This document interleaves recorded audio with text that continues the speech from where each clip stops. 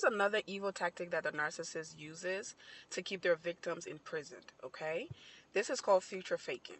What is future faking? Future faking is, how do I even put this? If you just met the narcissist, right? Or even if you're together for a long time, usually when you just meet them, they'll future fake you. And if you've been with them for a long time and they started abusing you, they started, just putting you through it, they'll also use future faking to keep you around longer, okay? So future faking sounds like something like this. The narcissist will say, "I cannot wait to marry you." Or at that first or second date, they'll start saying, "You're going to be my wife someday. You're going to be the mother of my children. I want to travel the world with you. I've always wanted a best friend, somebody I can do things with, somebody that can not only be my partner, but my best friend." They'll start saying those things very early on in the relationship. That is how you know they're future faking. And you might say, "Oh, isn't that what people are supposed to do when they start dating? They're supposed to say things, encourage each other and say nice things." With the narcissist, it's different. This comes up very, very early in that dating stage. The first date, sometimes even the second date, they'll start saying really big things like, again, marriage. They'll start throwing marriage in your face, start calling you wifey, or they have a nickname for you already, or they'll start promising you things. If you ever told them something that you maybe wanted to do and have never done, they'll promise to do that for you. If you said things like, "Oh, my ex did this and that," they'll tell you that they'll never do that. But again, the way to catch it is when you're dating someone healthy, you're trying to get to know each other. Everybody's afraid of commitment because you're afraid to commit to the wrong person. So everybody eases their way into things. So you don't just start talking about marriage. Just like you as a woman, you wouldn't just meet a guy and start saying, "I'm going to be cooking for you. I'm going to have all your children. I'm going to do this." You might think that in your head. You might hope for that if you really like the guy. But a healthy person doesn't just come out and say it. So this is how you spot it in the narcissist when they start making those big promises.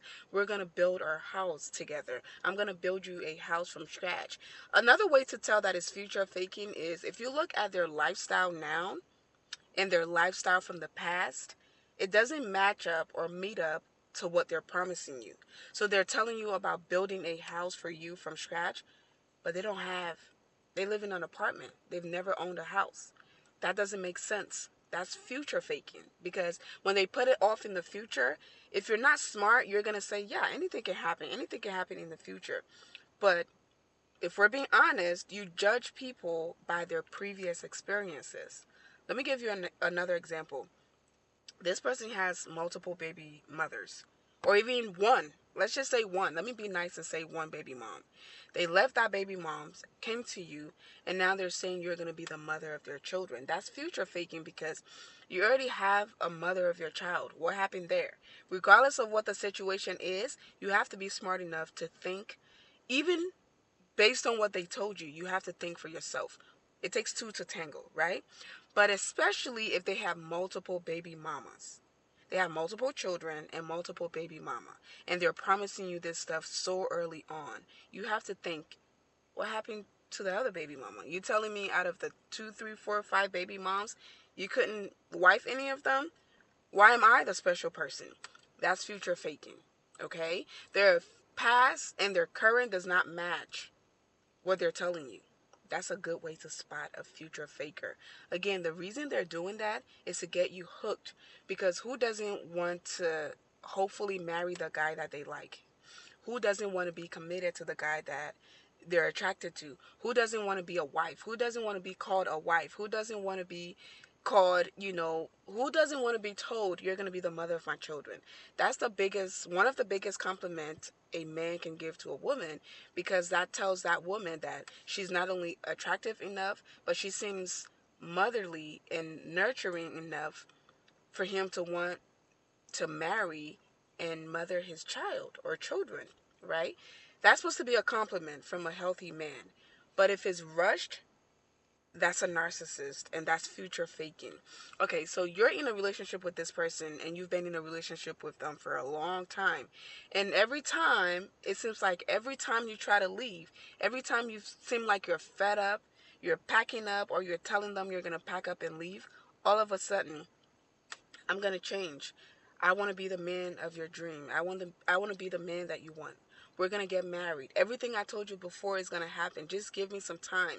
I'm a human. I'm dealing with my own issues. I have demons.